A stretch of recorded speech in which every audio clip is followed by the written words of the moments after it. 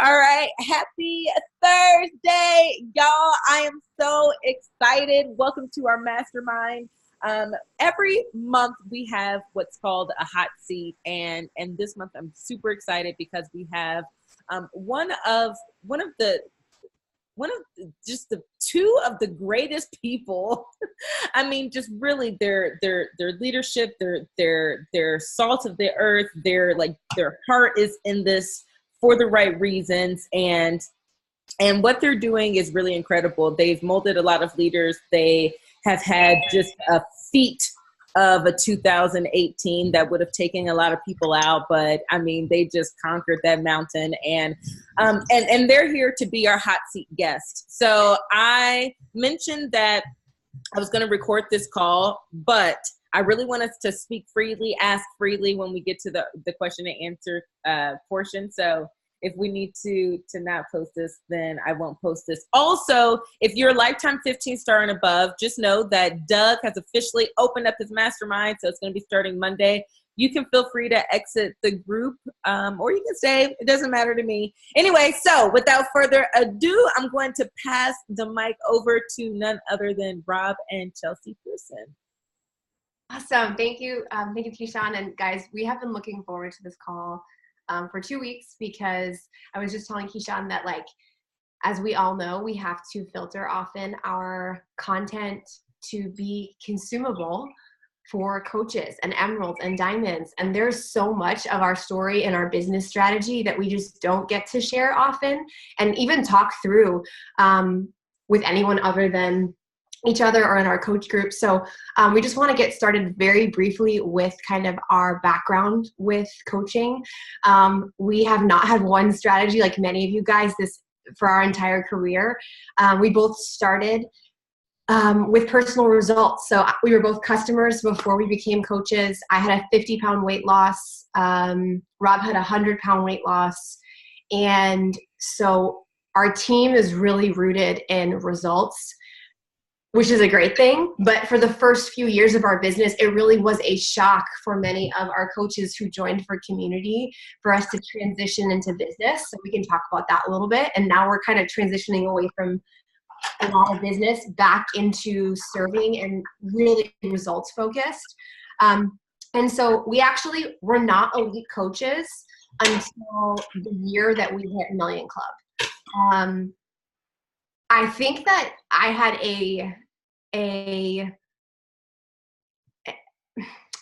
we were very volume focused. We were very multiple business center focused, to the point where we were actually incorrect in saying volume over rank. And what we've learned is that it is rank and it is volume and it is multiple business centers. But because of that, we have always been focused on volume, and now we're having to compensate in our business and rank advance so that our personal business is keeping up with the volume that we've built. So we're going to share with you guys some strategies that we use to build organizational volume and duplication. And I think more than anything, we made a decision very early on. Like, I would say within 6 months of enrolling as coaches, that we were going to do this, even if it was hard, even if it's lulled, even if we didn't see income growth. This is something we were going to find a way to fit into our life. And I think that has allowed us to be a lot more creative and also resilient in really horrible seasons of our business, because we've had it all. We've had online bullying, and we've had elite leaders leave for other network marketing companies and cut our organization. Yeah. We've had personalities that are abrasive and aggressive, and we've had team dynamic issues. And this last year in particular was a really huge struggle. Keyshawn can vouch for it, where because of an elite leader leaving our team, we inherited over 100 personally sponsored coaches that were not 2017 or 18 coaches. And we are a 4-time elite team, but in June or July. At Summit, we didn't look at our elite report the entire year, because we know that's our activity level. And I had 0 elite points, which I'm embarrassed to even say, in July. So we had to do a 1.5 years worth of work to hit elite at 12:30 on December 31st this last year. 12:30 p.m. Yeah, p.m. So we had about 11.5 hours. So we've felt these huge tectonic shifts. Why don't you share a little bit too? Well, yeah, and so I look at it, and Tony Robbins says if you want to take the island, you have to burn the boats. And I think that when Chelsea's talking about making a decision to do things, that is what making a decision is. A lot of us set goals, and goals are something that you can either achieve or not achieve, or we say that we want to do something. And I think that mentality that we've had, leading by example and saying, hey, you know what? When we make a decision, there's nothing that can happen except for that decision that we've made. You burn the boats and you say, we're going to find a way to figure that out. And I think that our choice to have that mentality always in all things has set the example for our coaches to do the same thing.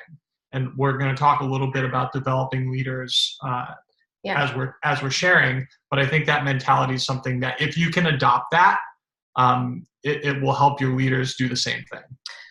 So I really want to dig into questions. So we're just going to not breeze through, but I want to get straight to the content that we have for you guys and then get into specifics. Because I know you guys know what you're doing. I probably have learned most of what I do from you guys. And it's really exciting to be able to dig into this stuff.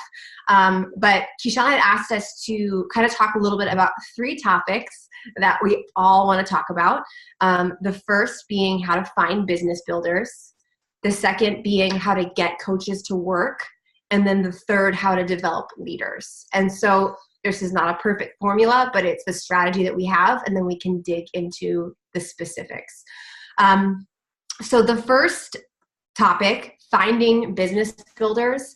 This might be a little bit of a controversial topic or just opposing to what many people talk about. But for us, Instagram has been our source of leads. And I think our business is 99.9% cold market. And I know that call to actions are important, but from the beginning, we actually kind of did the opposite. We're going to do this anyway. And we're not, every caption was not you should do this with us. We really set years and years and years worth of example, like, oh no, we're just doing this whether or not we get paid, or we're just doing this whether or not you think this business is legit. We're like, this is us. If you want to come play, you can ask. And I think that there's a balance between call to actions and kind of like playing it coy like that. But we've always lived it on social media. So because of that, most of the recruiting and most of the business builders that we bring on have been watching us for 7 years. We do personal invitations for sure, but it's mostly live casting on social media. And I think that's put really positive pressure on us to get results always. Oh yeah. And help our challengers get results always. And I think that when it comes down to it, the best way to get someone who's going to be passionate about helping people is by helping them get their own results. That is always the formula that we've had for success. Well, and you guys know this. So I'm trying to like not be corny, generic, not corny, but just generic with it. We've had these like meltdown moments where we're like, why are we not recruiting, or why can't we find any business builders? And what we always go back to is, let's forget everything and get ripped. And I've never actually had a 6-pack, but that process of, you know what, screw everything, I'm just going to get awesome results, always results in people saying, okay, this is legit, and reaching out. Most of our business builders are people who want to be a part of the fitness aspect of things. I know that there are some other coaches that have different styles. When we enroll coaches, the first thing that we do is have them join a challenge group so we don't have to explain what it is. We want them to be in it. And I don't necessarily think they have to be in a challenge group in order to see success and become a business builder, but they have to have some belief in the products. We have not had luck with people who sign up because they want to be a network marketing professional. They just can't hang. And then from there, we kind of test out our coaches, and we're not the upline coaches that drag anybody. We honor them where they're at. So if they're like, you know what, this isn't right for me, we don't spend time convincing people that they should be hitting Success Club. What we say is, awesome, I want to see you in the challenge group. If they can't hang in the challenge group, awesome, read this personal development book. We meet them where they're at. We believe their capacity. And so from there, we start to see the people who at least are showing up. And those are the people that adopt a very similar mindset to us, which is the prize is the process. If you can't see yourself loving the grind and the vital behaviors, I don't want to spend my energy forcing you to do something that you're not going to find aligns with your life. And so from there, the people who show up consistently or start to model any sort of behaviors of consistency, those are the people that we will bring up to the next level. Now, the second topic is getting coaches to actually work. And this was our topic that we spoke at Leadership about, and it's a John Maxwell formula that has served us so well. And what this is the 4 M's principle. So when, as leaders, whatever results that we're trying to get, whether it's rank advancements or volume growth or people just showing up, we immediately go to the, sorry, our dog's blasted through the gate. Do you want to bring him downstairs? Yeah. Thank you. So typically what we focus on initially is multiplication. How do I get them to do more? How do I get more volume, more income, more sales, more engagement? And then from there, our natural focus is to say, okay, well, I'm going to motivate people to stay in this place. So multiplication, then motivation. Then from there, multiplication. Then we look for people to mentor along the way. Then we look to keep them motivated. And then finally, whatever is left over, that's what we devote to our personal business or our personal journey. And what we've learned along the way is that by flipping that and creating a culture of modeling first always, and we can break into what that looks like specifically for us, has kept us in a place where we are speed of the leader, speed of the pack, and it has created a threshold for our coaches to keep up with, which I know isn't new for you guys. From there, the concept of motivation, once we take care of us, what we are learning in our personal life, in our professional development, our social media tips, that's what we start to share in team pages. Hey guys, I was in the trenches. This worked for me today. So if I'm not doing, then my coaches have nothing to learn from. And they're responsible for their own business, but it keeps us in the trenches. The same thing with nutrition and in challenge groups. This is something new I learned about BOD. This is a new recipe that I'm using. And then from there, the people who show up are the ones that we mentor. Bob Lucido said it yesterday on a call we were on. We're not training anyone. We're partnering with them. And so a mantra that we have embraced this past year is that we're going to not work with the willing. We're going to work with the working. Because as we all know, if people aren't working, I have nothing. I can send you all the videos in the world. Show me what you're doing. So from the modeling and the motivating alone, the people who show up are the ones that we work with. And if somebody says, you know what, this isn't for me, I really need somebody that's going to message me every day, or, you know, oh my gosh, I'm so sorry, you know, that's not what this is. I hope you find a better fit.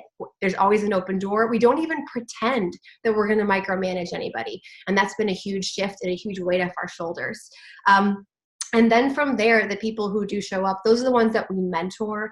And that can lead us into developing. Yeah, we'll talk about that next step. So really what we've been able to do is use groups and use that concept of finding the people who are working to qualify who we're going to mentor. And push to diamond groups have never, ever worked for us, ever. And they work for some people, yeah. And that's cool too. I think that's the beautiful thing. We have coaches in our organization that do stuff that would never work for us, and it works for them. Mm-hmm. And we've always had the mentality of you do what works until it doesn't work anymore, and then you try something else. Yeah. So just go. No, you go ahead. Cool. So this is mine. She's usually the creative, but this is one piece that I can actually take credit for. So the book, The Slight Edge, is something that when I read it, I think it was 1.5 years ago, had a huge impact on me. And I had this. And it was after hearing Melanie Mitro say it was her favorite book Right. for like 5 years in a row. Right. I'm like, dude, and what I think is she that's one of doing? those things where you're like, oh, of course it works for you. Everything works for you. But this, I read it and I was like, man, I'm really about this. I think that this can help a lot of people. So I had this concept of running a challenge group that was tied into vital behaviors instead of just workouts For our coaches. So what we decided to do was a group called Phase 1, super simple. Each day we would assign a chapter of the Slight Edge. 21 chapters on the Slight Edge. And so we would have it was so simple, like the graphics weren't even cute. It was like day 1, black and white. That's it. And I know that she had to be really patient with me to keep it that simple. But so it would be day 1, read this chapter, share your takeaway and how you're going to apply it to a business. Did you work out? Did you crush your meal plan? That's it. And that's it. Coaches, Emerald coaches, Diamond coaches, Star Diamond coaches. We did this with our personally sponsored coaches only for 1 month. And so it was really a litmus test of who's going to follow instruction, who's going to show up, who's actually going to work. And then, so what happened on top of that is we took the 80-20 principle. We said, okay, the people who are in that top 20%, the people who are showing up, the people who are getting results and really doing this, this is who's ready for the next level. So what the next thing that I did, you want to grab that one? Yeah. So I grabbed another book that, as far as leadership go, this is the 21 Irrefutable Laws of Leadership by John Maxwell. Okay. He has a workbook version, which is amazing because it has assignments and recaps of every chapter. So I did the same concept with this, except every day it was assigning a chapter of this book. There are 21 laws, obviously. So it was a 3-week group. We ran it the same exact way. And what ends up happening is these people who have a foundation in the vital behaviors are earning Success Club, are having conversations with coaches. Now they're getting another layer of leadership. And so it's the same thing. Every single day they read about something that John Maxwell's teaching. And they not only consume it, but they find a way to apply it to their business every single day.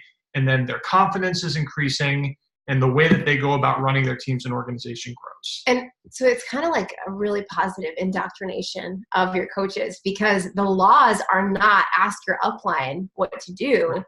The laws are the law of the lid. You have to grow yourself. The law of influence, the law of growth, the law of timing. Like these are universal things.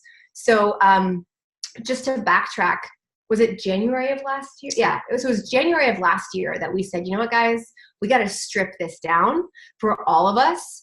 And our diamond and above leaders were in the group for 1 month just so that they could see how we run it and believe us at how simple it was. One thing that was crucial was we gave this group our all. Mm-hmm. It got to the point where we were sharing video takeaways from that chapter in the comments. So it really built team culture and a laser focus. And then the next month, either the coaches who didn't level up would do it again, or our diamond and above leaders would then duplicate that. And we did that for about 3 or 4 months. Yeah. When we were first building our organization, we've gotten to a point where we've had to shift the way that we focus our energy because there is such strong leadership now. But in the beginning, when we were building to a 6-figure income, we would run our sponsorship drill down report. And we would look at whatever leg was going to create the most income growth. And we would sort it by either customer PV or Success Club points. And we would literally find the top 20%. And so we dug very deep in our organization. I think that is a very delicate thing. What we did as a pro of this was we built depth of leadership. I think we had 50 diamond coaches underneath us and we were 6-star. So that was a really powerful thing. It created that volume. It also did stunt a lot of sponsors. And I don't necessarily know what the right answer is. I don't know if there is one. So in terms of volume growth, we did ask permission from the upline if we could just pluck them out of, their grind for the month and work with them and mentor them. But it did create a reliance on us. So for that season in our business, it was really great for volume growth. Now what we do is we equip our leaders with the ability to run groups like this and find that top 20%, because that is a universal law. Our focus from the beginning has been, who is that little flicker? I don't want to rub two sticks together. Who has just that little spark? Because groups like this are going to pour gasoline and create a blaze. I'm not rubbing sticks together. And then after that, this is actually something that we implemented in September when we were desperately drowning and counting every coach. And we needed to, we had no Success Club qualifiers, and we needed to make Elite happen no matter what. This is actually something we learned from Jamie and Steve Innes. It's a really simple concept, but they implement it very effectively. They have very strong leadership within their organization. That is to their credit. And so we just decided, you know what? All of these leaders are popping up. What are they doing? And they were the guests at our retreat.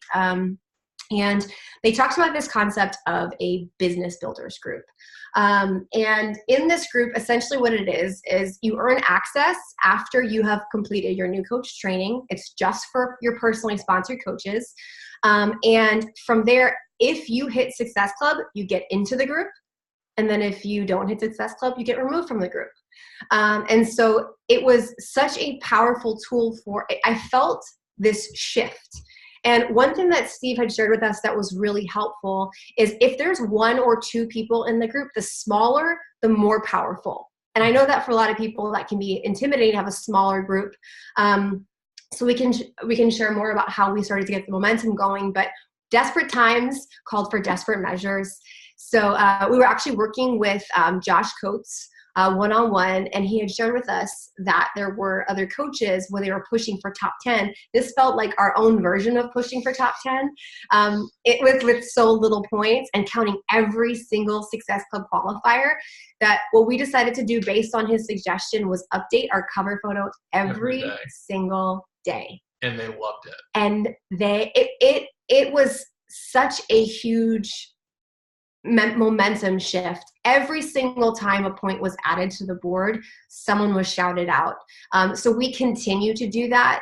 And I believe it's going to create an it already has, strong Success Club base for ourselves. And then our coaches see exactly what we're doing, but take responsibility for doing that with their PS coaches. And I actually had one of our coaches this morning who implemented that in her group this month. And she has a lot of people who are Success Club earners, like 6 or 8, Success Club 6 or Success Club 8. And she implemented it this month. And now she has 5 girls who are going to be in the MM100 group, because she was setting the tone and she was recognizing it every day. And as people saw other people doing it, they started doing it. Yeah. So it was really just a cool concept for us to implement, and then to be able to see our coaches running with it is exactly what you're looking for when you start taking action on an idea like that. Yes. And so what we do now, we're currently not running a phase 1 group or a legendary leadership group. We throw these in as needed, but they're in our arsenal. Right now, what we're doing is running a business builders group for our Success Club qualifiers that are personally sponsored. And then we have an ongoing, forever group that's called our new coach camp, or sorry, our coach training camp. And we haven't fleshed that out, but the goal with that is to meet those new coaches where they're at and call them on their action. So one rule that we've implemented with our new coaches, we are when we say we are low recruiters, we are low recruiters. I'm talking 3 to 5 people a month, and they may not all be coaches, but I love the personal relationship that I build, and I could not handle more than that. I bow in reverence for people who can emotionally handle more. I just can't. I would rather mentor the person that's going to work, and then sort out the people who aren't going to work with either putting them back in the challenge group or giving them specific action items. And so what we have learned to be stupid resourceful. We spent the first 4 or 5 years of our business reinventing every wheel that we could possibly find, and it hurt us because that can't be duplicated. So once our coaches go through our first new steps, which are very basic, and we can share more about that, what we do is we give them an action item. So, hey, I'm super stressed out. I can't fit this business into my life. I will give them a graphic, or I will give them a Power Pocket, or I will give them a podcast, or I will say, okay, what I want you to do is for the next 3 days, I want you to journal and do a time log of everything that you're doing. And then we're going to find a way. It sounds like it's super high maintenance for new coaches. It's really not, because chances are they don't do that action item. They just don't do it. And so what happens is they don't come back to me. And then let's just say they ask another question like, well, hey, I need all these tips on Instagram. Jenny, Jenny, girl, I got you. I have so much in store for you. And if you want access to that, you could search on YouTube. But before we do that, let's figure out a way to fit that in your life. Could you give me that time log? And I'm not trying to set them up for failure. I'm trying to prevent the overwhelm, because once you take it a step at a time like that, with little action items and little assignments, they either have to take action or they have to choose to be overwhelmed and not connect with us and not listen to us. And then when they do apply those actions, that's when they start to hit Success Club, and then they get access to this group that they don't want to lose access to. The only other things that I will say, I have 2 other notes, is that for us in this business, building strong success partnership, as in your success partner one-on-one, has been crucial for us. I have an amazing upline who introduced me to this business, but she doesn't work this business the way that we do. And so we had to be resourceful. And what the posture I've always taken is, I want to work with the people up here, which means that in order to get their time, I have to give them value. And so like Ali Upham was one of our first, Ali and Brett Upham are our success partners, but like Ali wasn't giving me resources. I was giving her resources. And I know that sounds silly, but like I really wanted to earn her time because I valued her time. And I feel like we stand on the shoulders of so many of our success partners that were a level ahead of us, but we did that by providing them value. And I think that's a really helpful strategy in Beachbody's culture right now, because like even in the roundtable and these groups that used to be a little bit more connected, there's so many successful leaders that we do really have to create these smaller relationships and leverage them. And so my best advice is aim for somebody who has what you want and then bring the goods to them. And that's really the shoulders that we stand on. And then I also want to say there are no absolutes in this business except for policy and procedures. So I got really hung up on good coaches show up on stories every day. Bad coaches do this. Good leaders do this. And I can't handle those black and whites, because all of a sudden you don't realize subconsciously all of that's piling up. And if you're not doing a sneak peek every week, you're not a good upline. And maybe that's my personal personality, but I got so bogged down by all of these absolutes that I didn't listen to my intuition. And when I listen to my intuition, good things happen. So I just want to free whoever up who feels like they have to do everything that everyone's doing in order to be successful. You don't. The only absolutes in this business are policy and procedures. So with that, I know we poured a lot on because we wanted to give you guys specifics. I'd love to answer any questions that you guys have and give you some more details. Thank you so much. Dara actually asked a question in the chat. What specific things do you do with your top 20 percenters? Help them with the areas they need more growth, leadership? Was there something specific that worked, or just face time and love? Do you want to answer that? Yeah, well, so I think that, first of all, having the opportunity to run a group specifically with those people, and we just decided to use the 21 irrefutable laws of leadership when that happened, because I had just read it and I thought it was going to have an impact.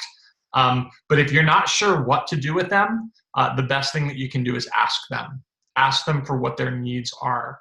And a little tip that we just started implementing is we used to say, what do you struggle with the most? And that's a really negative frame. So what we say is, what do you want to learn next? Right. And that really identifies their weakness without positioning it as a weakness. From there, another thing that's really powerful, I know we don't want to project our goals onto people, but if early on, we ask our coaches, do we have permission to coach you? And we know what their goals are. So if somebody's goals are income and they're not at 2-star yet, I have the right to say to a diamond coach or a coach who's hit Success Club 10 for 10 months in a row, we need to get you to 2-star. Let's strategize that. So when we talk about the 20%, that's when we really do go in and tell them what we would do, or say, hey, would you be open to some tips on this? Or like we really streamline their business, and we ask them where the holes are. And one concept that we like to use a lot is this concept of a garden hose. So sounds silly, but I like to picture seeds in a garden bed. And I have this like messed up old garden hose that I've got to connect to the spigot and turn the water on. And the water needs to flow through in a beautiful system in order to water those goals. And in my business today, I turn that water on and there's like 85 holes still. I always need a better welcome process. I always need better onboarding. I always need more balance.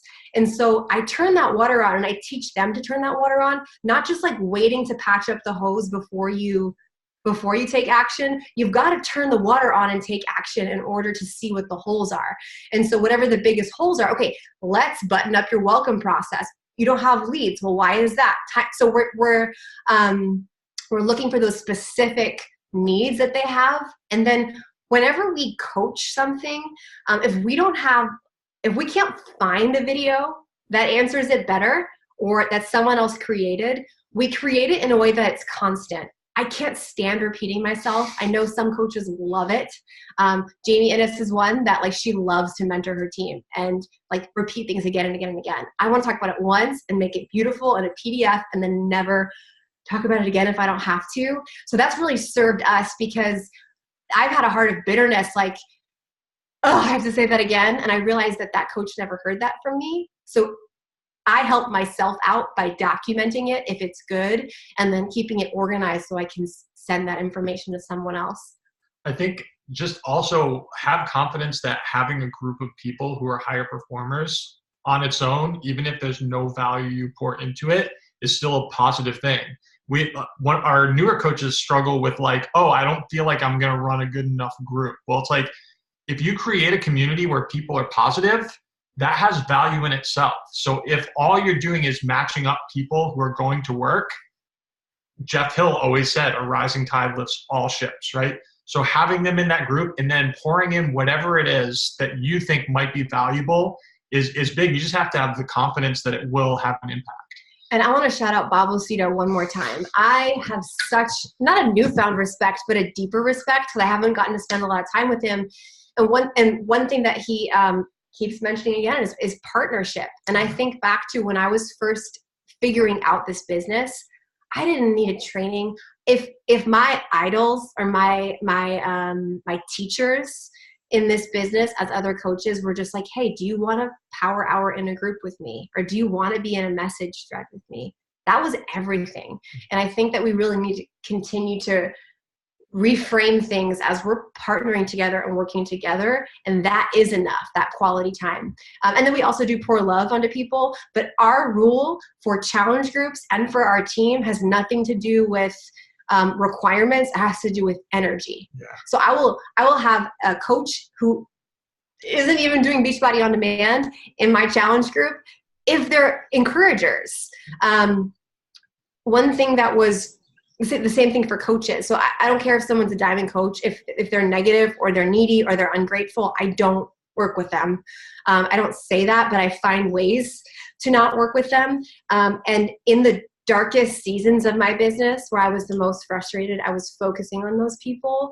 And Rob consistently has to remind me, like, I think this week I may actually just print a photo of my coaches that make me feel the best. And he's like, you're not talking to Becky or Serena, like you're talking to this person. Talk to them, work with them, make that the culture. And then the negative people can't fit in because there is this group mentality, like, what's your problem, dude? Well, and then it's cool because every person who you invite, when you're thinking about the people who you love that are your coaches, you're going to start thinking, oh, maybe this person will be like them. and then you're going to have a much better experience there. And I know, so we're all leaders here. One thing that I also kind of want to just take that opportunity to talk about is when leaders leave the nest. Like your best coach sees success, and that means they are now leading their organization. And we had a really challenging time with that. I think that's another con of building too much organizationally and not personally. Jamie and Steve Ennis were a huge part of our business. We had a few leaders that kind of totally walked away from their business, and we were so connected with their downline that when they broke off to do their own team calls, we were kind of left as empty nesters. And so I think for us, a huge paradigm shift in having so many elite leaders this year compared to past years is letting them be the leader. And it wasn't necessary. It definitely in many ways was ego or insecurity or feeling like, what did I do wrong? It wasn't blatantly that, but I really struggled with those things. And also missing working with them, or just that stuff that happens when growth happens. And I really dug into John Maxwell, the book Good to Great. Great leaders lead leaders who fly the nest. And that was really good affirmation for us to continue to add to that pipeline. So we would always have somebody at Emerald, always have people at Diamond, always people at 1-star and 2-star and 5-star. And now what we blatantly, explicitly talk about is if you are building a business, it's Emerald, it's Diamond, it's New Leader Conference, it's 2-star, it's 5-star, where we used to talk about whatever you want from this business is great for you. And now it's, no, this is the way that it works. This is the formula. You can do it any way that you want. There is no, your worth is not tied to your pace.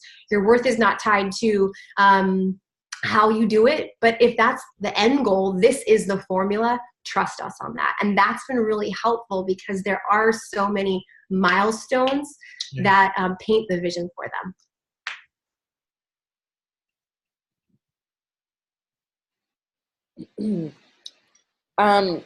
Any other questions, y'all? I felt like that was very scattered. No, but all so necessary. Path is your path. Leslie says. Trina says, trust us. Here's the formula of words. Do you? Can I just, Yeah, please. I'm asking all the questions. So I think I'm kind of never left phase one, but I feel like there was a shift in my recruiting. So you think about you recruit small and you work really closely with them, and it's all Instagram. So is it a mixture of your reaching out plus calls to action? What is your recruiting procedure on Instagram, or what's working well for you? So don't look at my stories right now because I feel like I'm not the people that I have right now. And that's actually been a huge conflict for me is oh, you always have to get new people in. Well, I have people that I haven't helped yet from January. So I'm kind of doing this rogue thing where I have to do what's honorable, even if it means that it looks like I'm not showing up. And I try to model in my team pages guys, the answer is not to not show up, but it's also not to not take care of the people that you're supposed to show up for. So for me, what's working really well right now is Instagram stories of specific movements, like workout exercises from doing the program. And I use polls.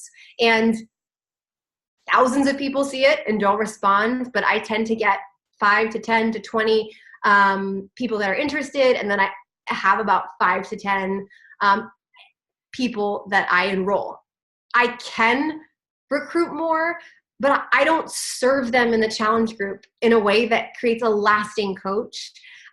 So it really is consistent polls and starting conversations. I don't cold invite. I always feel inauthentic, but I cold conversation start. And it's not a script, and there's nothing wrong with that. But my strategy has been, I love your hair color. What shampoo do you use to keep it healthy? And also asking questions in my stories so that they start conversations. Sometimes it's omitting a tag of where I got an outfit so they ask. But I find that when they ask the question, that's giving me kind of permission to stalk them out a little bit.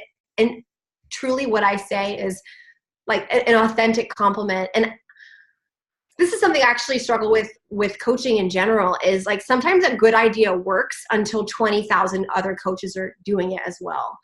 And so I think that hey, I see you're from North Carolina, like that worked until people were getting 10 of them in their inbox. So where I'm shifting, because I find that my polls aren't working as effectively, is creating really valuable evergreen content. So I don't want to post as frequently, but I want to start posting better recipes, long form blog posts, and linking them to my Instagram so people can get to know me and know what I do on their own time, and I don't have to do as much conversation starting. But almost exclusively it is Instagram stories. It's not posts for me.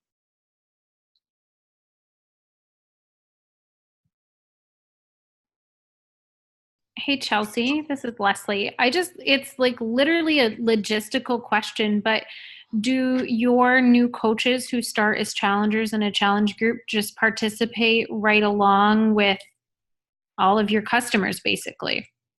Yes. So what we've been doing for last year was we would have a new challenge group for every launch. And then typically each new program we do twice. And so all of our PS coaches can invite to that. So if I was to enroll a new coach as a customer and the program hasn't been completed yet, the conversation that we have is you're getting practices coaching, you are posting on social media, you're seeing what a challenge group is like, and then this is the date where our next challenge group starts. So this is what you're going to invite to, and then we're going to co-run it together. And that was really helpful. And then some of them decide they don't want to coach. And that's okay for me, because I've dragged people who don't want to coach along long enough that I know that they're served better and they're happier when they're my best challenger. And it frees me up to go find a business builder. And I think the cool thing is when you notice that happens, it's like, cool, you are now a challenger who receives a discount. And I think that's, Chelsea talk a lot about meeting people with where they're at. We never feel any sort of animosity if someone's like, hey, this isn't for me. It's like, cool. We are all about fitness. We are all about results. We want you in this group. And then even if they're not going to actively pursue coaching, we know they're going to be a positive influence on everyone else. Yeah. This year, Bob Lucido is the drink if you hear Bob. This was after 5 p.m. He also, on a group that we're doing right now, mentioned that he has an organization-wide challenge group that everyone can invite to. And that kind of freaked me out at first. Ours is not, we are now implementing it this year. It is not organization-wide. It is 2018 and 2019 PS coach-wide. So it's really going to focus this ongoing annual challenge group to our new coaches so that they have a community challenge group to invite to easily because Elite is our goal. And just on the topic of goals, I have been in every season of my business this year. I don't think we should go for it all. I think we can go for it all. I think it's possible. But I've really gotten specific on what we want to do. So we know we have to rank advanced for volume. We know that Elite is non-negotiable, but giving myself permission to not, I feel like sometimes we even just say, we're going to go for top 10. We're going to go for top 25. And in your heart, you just don't, that might be detrimental for you in this season. This is the first year where we're not going to say what we're not going to do. We have very specific goals. And now that we very clearly, because as leaders, I feel like sometimes there's this pressure, even though our coaches can set specific goals, we have to do everything because we're modeling everything for everyone all the time. And that's where I get exhausted. So this year we're very specific and we're cutting the fat. We're cutting the activity in every area that does not serve those goals. And it has been so freeing. So I just want to share that. And then we have the time and energy to get better at the things that we are doing. And that's what we want. Trina, I love you so much. That means so much. When you were talking about trench, every time you are the person who we think of every time I hear the word trench. That was the first call that we ever listened to 7 years ago. I love it. Well, if there are no other questions. I have a question. What are, and maybe it's different in every situation with each leader, but what are maybe some of the tactical things that you've done to help your leaders fly the nest? Like the ones who like are kind of ready, like do you tell them to go start a team page, and like what are some of the steps? That's so good. So generic answer, but it helps everybody. There is this personality test that I'm obsessed with called the Enneagram. I'm obsessed with it. I biasly think it is better than every other one. And it's really dynamic. So there's 9 different types. I want to recommend, if you guys do want to learn this, there's a book called The Road Back to You. And there's also a podcast called The Road Back to You. And the Audible version is amazing. I am a 7, which is an enthusiast. So of course I'm like obsessed with this thing. But what it gets to the heart of is the core fears and the core needs of each different person. So like I have one coach who's amazing, but she doesn't share anything. Like she is the most successful coach and we'll be like, oh, we found out about this book. And she'll go, oh, I was reading that for 10 years. Like, you didn't share anything. And I then found out what her Enneagram type was. And I'm like, oh, that's why she does that. 3s are, so there's 9 different types. They're not ranked in a hierarchy. Yeah, it's not, no one. But Enneagram stands for 9, means 9-pointed figure in Latin. And so 3s are the achievers. They're the people who need status and like, so if a 3 doesn't hit a goal, the worst thing you can say to an achiever is, oh, remember all the other achievements you had last month? Like, no, their issue is that they find their worth in achievements. So the message that they need to hear is, it doesn't matter what you do, you are valued. And so that is kind of like a side answer to your question, but this has been a huge foundation for us in learning what our leaders need. We have a leader who won't fly the nest, and we found out that the best way to deal with that leader is like really direct, emotionless instruction, which is challenging for me, but that's what she needs to hear. Yeah, I think so. And I think the practical way to go about doing this is if you have someone who you think is ready and you understand what their Enneagram type is, you can give them the direction that is going to set them up to be successful. This should not be used for manipulation, however. Well, but it's positive. It's if you could, I mean, it shares it all. Right. So you can utilize it to create belief in them and really give them the ability to say, yeah, I can do this. I can own this by speaking to their personality. And I think that like at whatever point in our business, we get to decide what our qualifications are. If you decide, a diamond coach needs to start running their own challenge groups or whatever it may be, you get to say that, and you don't have to say it directly to them. And one thing that's been really helpful for us is John Maxwell has spoken about how anytime you share a change, you want to say, this is what the problem was with what was going on. This is what is changing. And then this is what the benefit's going to be. Right. So like the transparency is really helpful because it's setting them up to embrace the change across the board. And so like you might want to implement after 3 months, you got to do your own thing. And then if it's not for you, we're going to revisit it. We're going to see what didn't work. And then maybe we can get back together or maybe set some requirements. Like if you're going to use these groups, then you have to contribute in this way or else there will be this consequence. And then what we found is once our leaders fly, sometimes we're like, can you come back and help me run team calls? Yeah. Yeah. And so I think that's the other thing. We've modeled our groups so that even when people do leave, they still have connection. So we have an organizational emerald group. We have an organizational diamond group. We have an organizational roundtable.